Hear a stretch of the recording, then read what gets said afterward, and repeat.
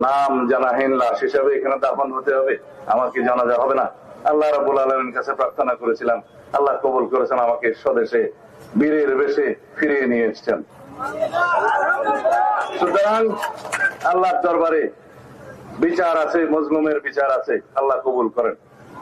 আপনারা দোয়া করবেন, এমন বাংলাদেশ প্রতিষ্ঠিত হবে সামনে ইনশাআল্লাহ, যেখানে কেউ গুম হবে না, যেখানে কেউ অন্যায়ভাবে বন্দিত্ব বরণ করবে না, যেখানে আইনের শাসন প্রতিষ্ঠিত হবে, যেখানে কেউ গুম করে বাংলাদেশে কাউকে রাখতে পারবে না।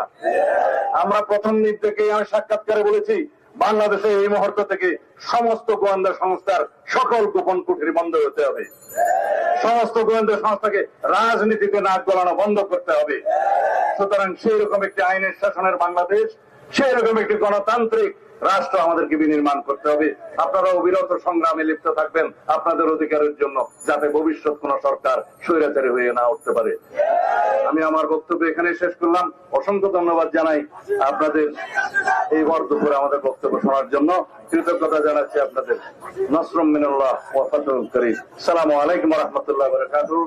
বাংলাদেশ জিন্দাবাদ, বাংলাদেশ জাতীয়তাবাদী দল জিন্দাবাদ, শহীদ জিয়া অমর হোক, বেগম খালেদা জিয়া জিন্দাবাদ, আমাদের তারুণ্যের অহংকার দেশনায়ক জনাব তারেক রহমান জিন্দাবাদ। বোয়াপুরের শহীদদের আবারও স্মরণ করে আমি আমার বক্তব্য শেষ করছি। আসসালামু আলাইকুম।